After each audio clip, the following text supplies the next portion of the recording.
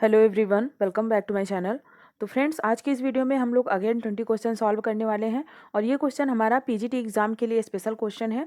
और पीजीटी का जो भी हमारा सिलेबस है उसके अकॉर्डिंग सारे क्वेश्चन हैं। तो आप लोग वीडियो को अंत तक देखिएगा और कमेंट करके ज़रूर बताइएगा वीडियो आपको कैसा लगा। और अगर चैनल पर फर्स्ट टाइम आए हैं तो चैनल को सब्सक्राइब कर लीजिए और बेल आइकन प्रेस करना मत भूलिएगा, ताकि जब भी वीडियो जाए तो उसका नोटिफिकेशन आपको मिल सके और आप देख सकें।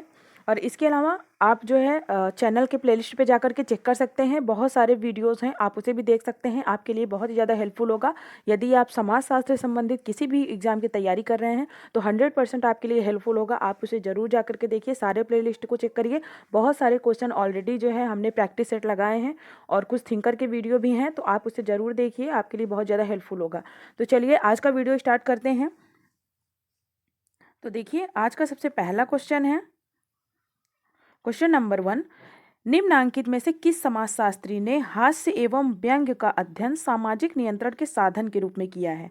पहला ऑप्शन है मर्टन, दूसरा है पार्सन्स, तीसरा है गुरविज और चौथा है समनर। तो देखिए, जितने भी क्वेश्चन है ये हमारे पीजीटी का जो सिलेबस है उसके अकॉर्डिंग है और जितने भी जो भी टॉपिक उस पर दिए हुए हैं, जैसे सामाजिक नियंत्रण हो गया और सामाजिक गतिशीलता का सिद्धांत, तो इन सारी चीज़ों से रिलेटेड जो है क्वेश्चन है।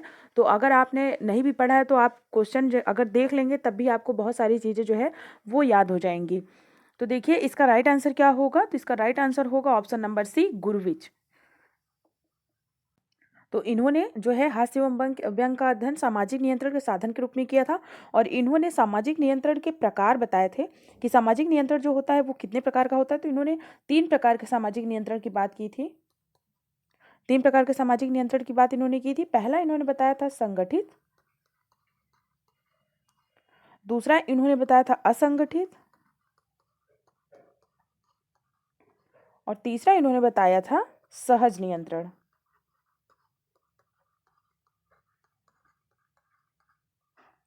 तो इन्होंने 3 प्रकार के जो है सामाजिक नियंत्रण की बात की थी। संगठित नियंत्रण में इन्होंने बताया था कि जो द्वितीयक संस्थाओं द्वारा किया जाता है, जैसे कानून हो गया, ये सारी चीज़ें।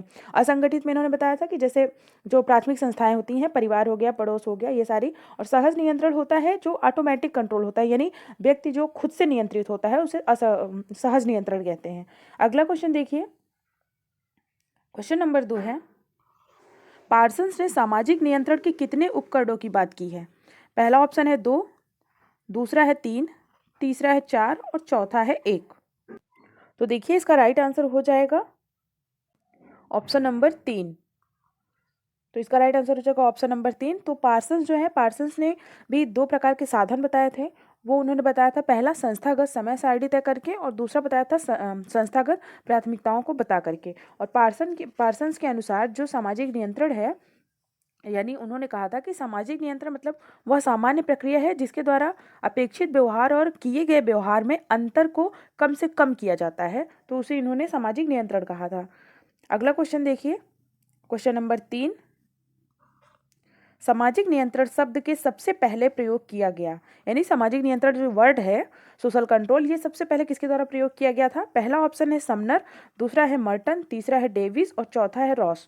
तो आप लोगों से एक चीज़ और कहना है कि जो भी लोग जो है वीडियोस देखते हैं, अगर आपको वीडियो पूरा देखना रहा करे तो आप लोग वीडियो को देखा करिए। अगर आपको वीडियो छोड़ के जाना होता है तो आप लोग वीडियो देखिए ही मत, मतलब वीडियो ओपन ही मत करिए। आपको अगर अ, सिर्फ और सिर्फ 20 क्वेश्चन होते हैं, अगर 20 क्वेश्चन में सिर्फ आप 1-2 क्वेश्चन दे करके वीडियो को जो है क्लोज कर देते हैं तो कोई मतलब नहीं होता है, क्योंकि आगे बहुत सारे ऐसे क्वेश्चन आपको मिल सकते हैं जो कि आपके लिए इंपॉर्टेंट हो और आप जो है उसे बिना देखे ही छोड़ देते हैं, तो इसमें आप ही का नुकसान है। तो वीडियो को पूरा देखा करिए और नहीं देखना है तो आप वीडियो को देखिए ही मत। फालतू का आप टाइम वेस्ट करेंगे, मतलब इस चैनल पे उस चैनल पे एक एक दो दो वीडियो देख के इसका कोई मतलब नहीं निकलेगा, फिर अधूरा ज्ञान आपको आप ही के लिए नुकसानदायक होगा। तो वीडियो को पूरा देखा करिए। तो देखिए, क्वेश्चन नंबर 3 का इसका राइट आंसर हो जाएगा ऑप्शन नंबर डी, रॉस द्वारा। तो जो E.A. रॉस हैं, इनके अनुसार सामाजिक नियंत्रण का क्या मतलब होता है? तो इनके अनुसार जो है सामाजिक नियंत्रण का मतलब उन शक्तियों से है जिसके द्वारा क्या होता है, समुदाय जो है व्यक्ति को अपने अनुरूप बनाता है। तो ये ई ए रॉस का कहना था। और E.A. रॉस जो है, इनको सामाजिक नियंत्रण का जनक भी माना जाता है। और इसके अलावा रॉस की एक पुस्तक थी, इनकी पुस्तक का नाम था द सोशल कंट्रोल।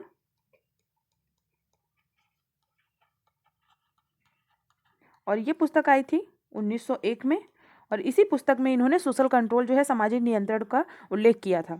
चलिए अगला क्वेश्चन देखते हैं, क्वेश्चन नंबर 4। निम्नलिखित में से किसने यह माना है कि धर्म मनुष्य एवं समाज के सामाजिक नियंत्रण में सदैव एक अत्यंत महत्वपूर्ण उपकरण रहा है? यहाँ धर्म की बात हो रही है। पहला ऑप्शन है एमाइल दुर्खीम, दूसरा है कार्ल मार्क्स, तीसरा है जेम्स फ्रेजर और चौथा है बी मेलनोवस्की। तो देखिए इसका राइट आंसर हो जाएगा ऑप्शन नंबर डी, बी मेलनोवस्की। और मेलनोवस्की से और क्या क्या चीज़ें रिलेटेड है? सबसे पहले तो मेलनोवस्की जो है वो प्रकारवादी हैं, और सार्वभौमिक प्रकारवाद भी इनको कहा जाता है। सार्वभौमिक प्रकारवाद से भी ये संबंधित हैं। और इसके अलावा इनका जो संस्कृति की अवधारणा है वो भी बहुत इम्पॉर्टेंट है। और मेलनोवस्की पे हमने जो है एक अलग सा वीडियो, मेलनोवस्की का स्पेशल वीडियो बनाया है, आप उसे जा कर के देख सकते हैं प्लेलिस्ट में। उसमें मेलनोवस्की के बारे में जितना भी उनका सिद्धांत वगैरह है सबको हमने जो है डिस्कस किया हुआ है, तो आप उसे देख सकते हैं। और इसके अलावा मेलनोवस्की जो थे उन्होंने धर्म जादू का प्रकारवादी सिद्धांत भी दिया था। तो उनका मानना था कि धर्म जो होता है वो मनुष्य को जो है नियंत्रित करता है। अगला क्वेश्चन देखिए, क्वेश्चन नंबर 5। निम्नलिखित में से किसने सामाजिक नियंत्रण की प्रत्यक्ष और अप्रत्यक्ष स्वरूपों में सोचा? यानी सामाजिक नियंत्रण का जो प्रकार या जो भी है उसको प्रत्यक्ष और अप्रत्यक्ष में किसने बताया? पहला ऑप्शन है टर्नर, दूसरा है कार्ल मैनहीम, तीसरा है C.H. कूले और चौथा है गुरविच एवं मूर। तो देखिए इसका राइट आंसर हो जाएगा ऑप्शन नंबर बी, कार्ल मैनहीम। तो कार्ल मैनहीम ने दो प्रकार के नियंत्रण की बात की थी। पहला उन्होंने बताया था प्रत्यक्ष नियंत्रण। प्रत्यक्ष नियंत्रण यानी वह नियंत्रण जो व्यक्ति के मतलब जो सबसे नज़दीक होते हैं उन लोगों के द्वारा किया जाता है, जैसे घर के लोग हो गए, माता पिता। उसके बाद अप्रत्यक्ष नियंत्रण उन्होंने बताया कि जो सामाजिक व भौतिक पर्यावरण या फिर जो अलग अलग समूह या संस्थाएं होती हैं उनके द्वारा जो नियंत्रण किया जाता है वो अप्रत्यक्ष नियंत्रण होता है। अगला क्वेश्चन देखिए, क्वेश्चन नंबर 6। कूले ने सामाजिक नियंत्रण के किन दो स्वरूपों का उल्लेख किया है? C.H. कूले भी बहुत इंपॉर्टेंट है सामाजिक नियंत्रण से संबंधित। तो देखिए पहला सकारात्मक एवं नकारात्मक, दूसरा चेतन एवं अचेतन, तीसरा औपचारिक एवं अनौपचारिक और चौथा संगठित एवं असंगठित। तो देखिए इसका राइट आंसर हो जाएगा ऑप्शन नंबर बी, चेतन एवं अचेतन नियंत्रण। तो कूले ने जो बताया चेतन नियंत्रण यानी जब जो है नियंत्रण जो है वो मतलब नियंत्रण करते समय उसकी उपयोगिता और लाभ को ध्यान में रखा जाता है, तो वो चेतन नियंत्रण कहलाता है। यानी आप अपनी चेतना, आपको पता है कि आप क्या चीज़ें कर रहे हैं और क्यों कर रहे हैं, आपको इससे क्या फ़ायदा होने वाला है, या फिर कौन सी चीज़ें आप इससे जो है इसका क्या परिणाम होगा, तो वो चेतन नियंत्रण होता है। अचेतन नियंत्रण यानी जो परंपरा, संस्कार या फिर धार्मिक विश्वास, ये सारी चीज़ें जो नियंत्रण करती हैं तो वो अचेतन नियंत्रण कहलाता है। अगला क्वेश्चन देखिए, क्वेश्चन नंबर 7। संस्कार किस प्रकार का सामाजिक नियंत्रण है? पहला ऑप्शन है औपचारिक, अनौपचारिक, तीसरा है द्वितीयक और चौथा है आरोपित। तो आप लोग क्वेश्चन को पूरा प्रैक्टिस सेट लगाने के बाद कमेंट बॉक्स में कमेंट करके बताया करिए कि आपका 20 में से कितना क्वेश्चन राइट है। तो उससे क्या होगा कि आपको पता चल सकेगा कि आपकी कितनी अच्छी तैयारी है या फिर आपको कितने सारे क्वेश्चन जो है वो आपके तैयार हैं, आपको याद है। तो आप लोग कमेंट बॉक्स में अपना स्कोर ज़रूर बताया करिए। तो देखिए इसका राइट आंसर हो जाएगा ऑप्शन नंबर डी, आरोपित।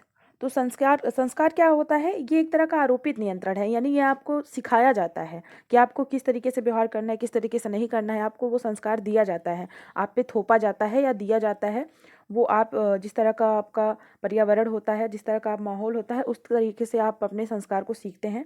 तो आपके आसपास जो लोग रहते हैं वो सिखाते हैं, तो वो आप पे आरोपित करते हैं, आप पे थोपते हैं, आपको सिखाते हैं। तो इसका right answer option number D. अगला क्वेश्चन देखिए, क्वेश्चन नंबर 8।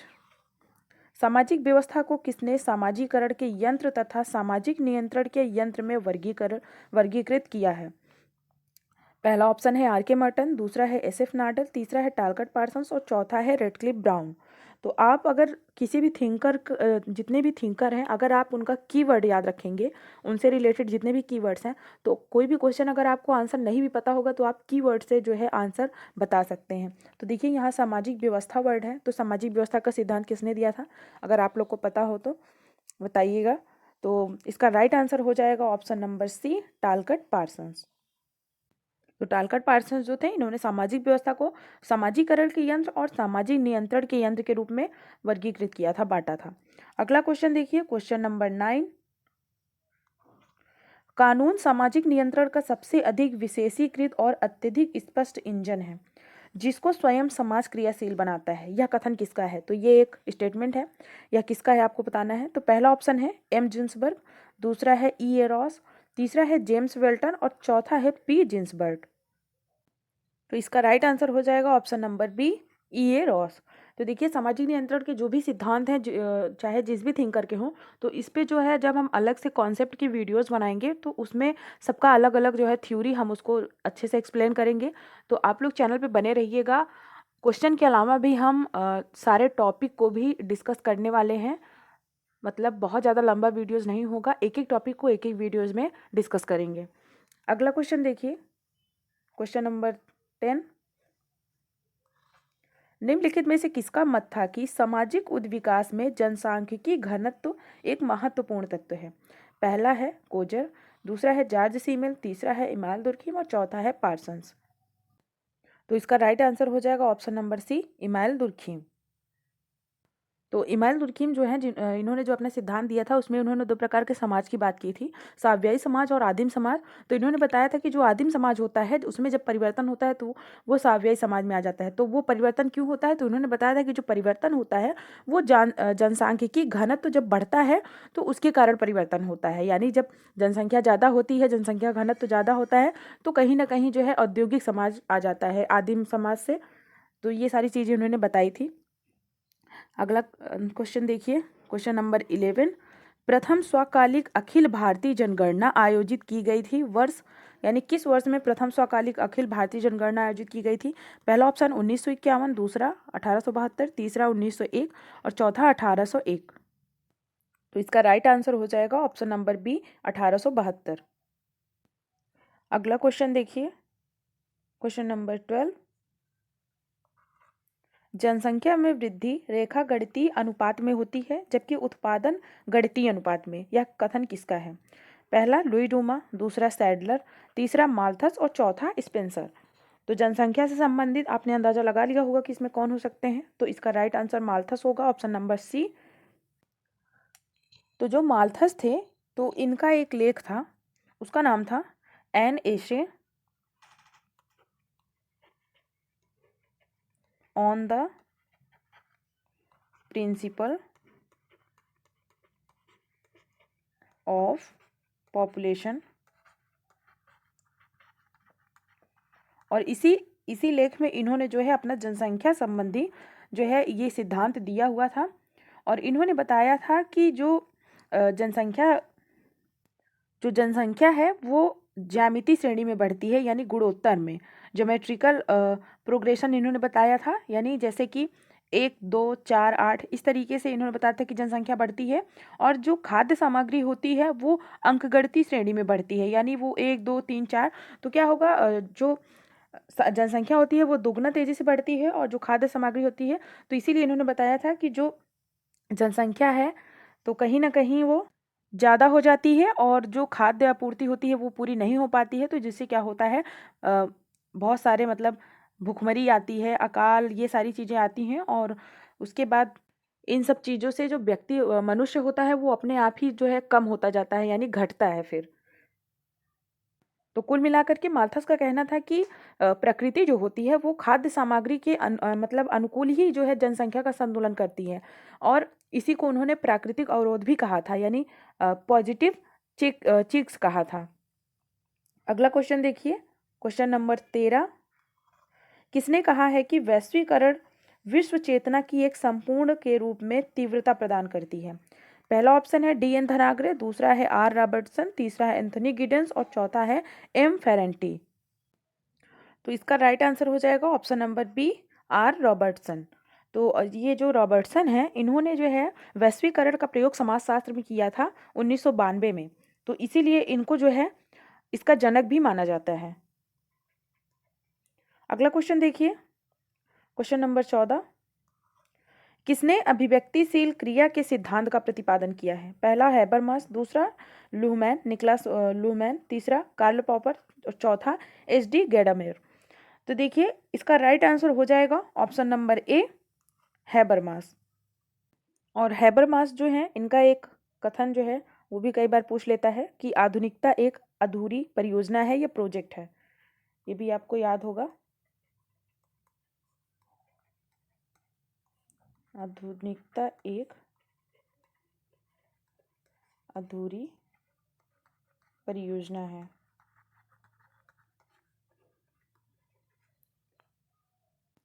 अगला क्वेश्चन देखिए, क्वेश्चन नंबर 15। बुक का नाम पूछा है communication technology and cultural change. पहला ऑप्शन मधु विश्वनाथन, दूसरा कीथ टूफिन, तीसरा गैरी क्रूज और चौथा टचरही रेंट्रेन। तो देखिए इस बुक के लेखक कौन है,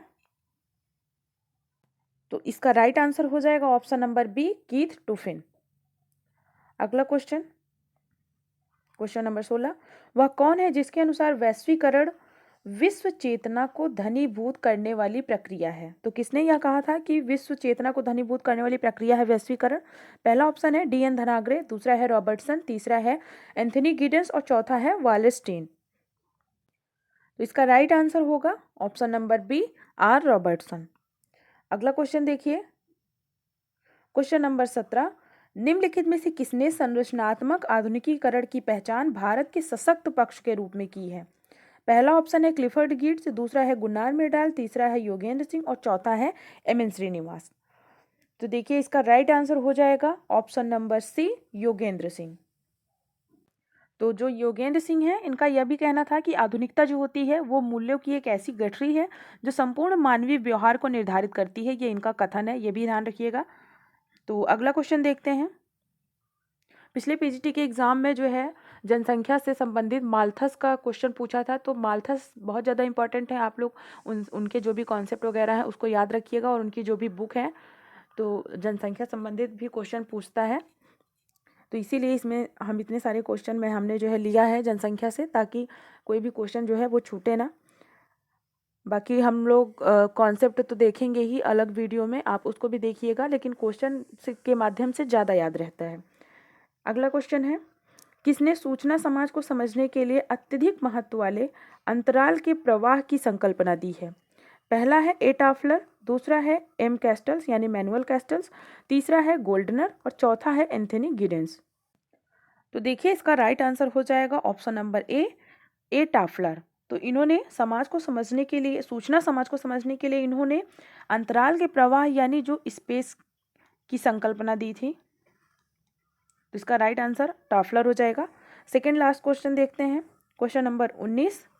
किसने कहा है कि निर्धन देशों को जीवन के पश्चिमी प्रारूप के नकल के उद्देश्य को अस्वीकार कर देना चाहिए। पहला ऑप्शन है C.E. ब्लैक, दूसरा है गुन्नार मिर्डल, तीसरा है जॉन टिबर्जेन और चौथा है मैक्स मिलिकॉन।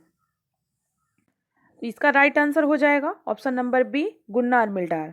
इनका कहना है कि जो निर्धन देश हैं वो जो पश्चिमी देशों की नकल करते हैं उसको अस्वीकार कर देना चाहिए।